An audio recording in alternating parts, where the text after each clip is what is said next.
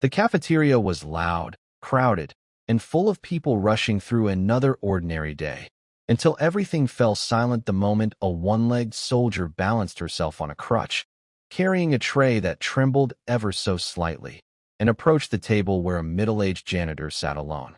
She cleared her throat softly, trying not to draw attention, but her voice wavered with something far heavier than shyness. "Can I share this table?" she asked, her eyes avoiding his as if she feared rejection more than any battlefield she had survived. The janitor looked up slowly, and in that single second, before he even responded, the soldier knew she had made a mistake.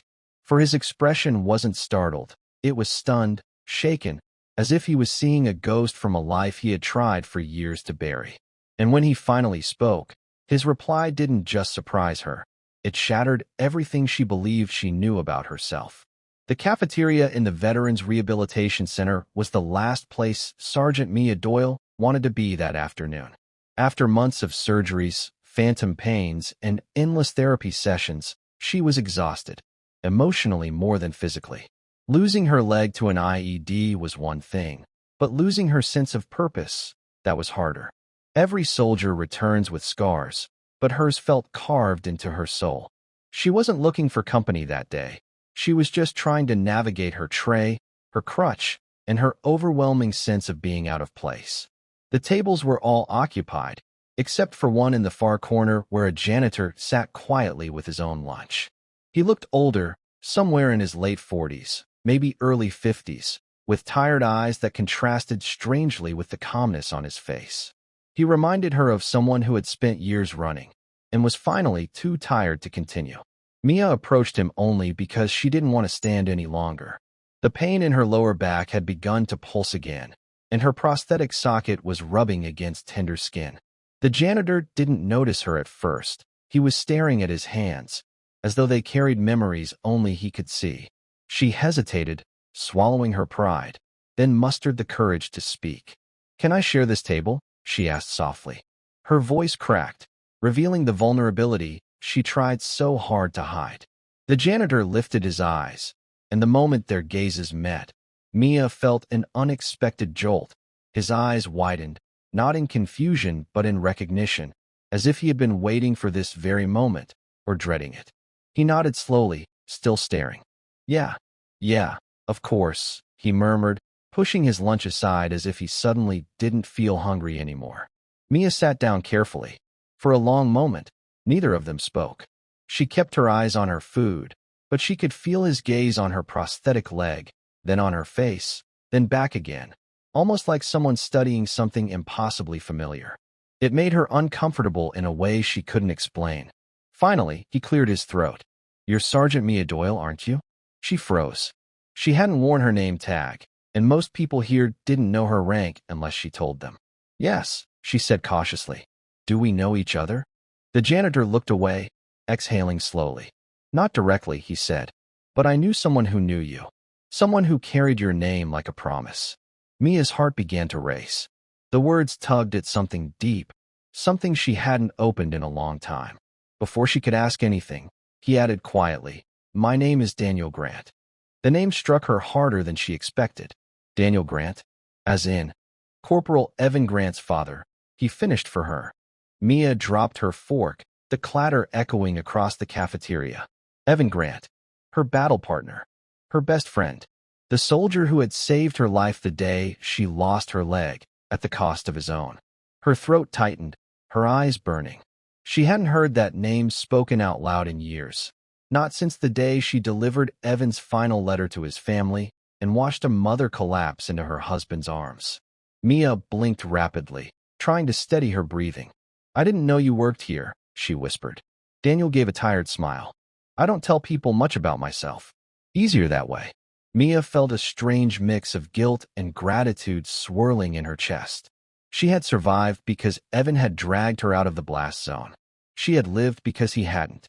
Sitting across from his father now felt surreal, painful, intimate, and terrifying. "You don't have to talk about him," she said quietly, noticing the tremor in Daniel's hands. But Daniel shook his head. "No, I think it's time I finally did." And in that moment, Mia realized she wasn't the only one in the room carrying an invisible wound that refused to heal. Daniel's voice was steady at first, but she could hear the cracks beneath it. "Evan looked up to you," he said. "He talked about you every chance he got. Said you were fearless. Said you were the one soldier he trusted more than himself." Mia closed her eyes, swallowing the guilt rising up like a flood. She remembered Evan's jokes, his terrible singing, the way he always volunteered to carry the heavier gear so she wouldn't have to. She remembered the last mission, the dust, the heat, the deafening explosion. She remembered Evan yelling her name before everything went black. "I failed him," she whispered. "I should have been the one." "No," Daniel interrupted, firm for the first time. "Don't you ever say that." He leaned forward, emotion trembling in his voice. "Evan knew the risks. He made a choice. He saved you because he believed your life still had things left to do. He believed you would carry a light he couldn't." His words hit her like a punch. No one, not her therapists, not her commanders, not even Evan's mother, had ever spoken to her with that much truth. Mia's eyes filled, tears blurring the cafeteria lights. "I never even got to thank him," she whispered. Daniel nodded. "I know. That's why I'm here." She looked up, confused. Daniel took a shaky breath. "I took this job because I couldn't stay home anymore. Everywhere I looked, I saw memories of him. But here, I could at least be close to the place he trained, the people he believed in. Maybe even meet the ones he saved." He hesitated. "I didn't expect it to be you. Not like this." Mia felt a weight lift, but another settled in its place. A weight made of responsibility, memory, and a new bond she didn't understand yet. "Why didn't you reach out?" she asked. "Evan wrote about you both in his letters. He loved you deeply." Daniel stared at his hands again. "Because I was angry," he admitted. "Angry at the world. Angry at the battlefield. Angry at myself for letting him enlist. And angry at you." Mia felt a sharp sting in her chest. Daniel saw her expression and shook his head. "Not for surviving," he clarified. "For disappearing afterward." Her breath caught. He was right. After Evan died, Mia had shut everyone out. She didn't attend memorial gatherings. She didn't answer letters. She didn't return calls. She isolated herself behind guilt and silence, convinced she didn't deserve connection anymore. Hearing Daniel say it out loud broke something inside her. "I'm sorry," she whispered, her voice trembling. "I was drowning. I didn't know how to face any of it." Daniel nodded slowly. "I understand. I didn't know how to face it either." For the first time, Mia noticed the deep exhaustion in his eyes, not physical tiredness, but the kind carved by loss. "But when I saw you struggling with that tray," he said softly, "I realized you're still fighting. In your own way." A long silence settled between them, gentle but heavy. It wasn't resentment anymore. It was two broken hearts recognizing each other. Finally, Daniel leaned back and spoke the words that stunned her so deeply she forgot how to breathe.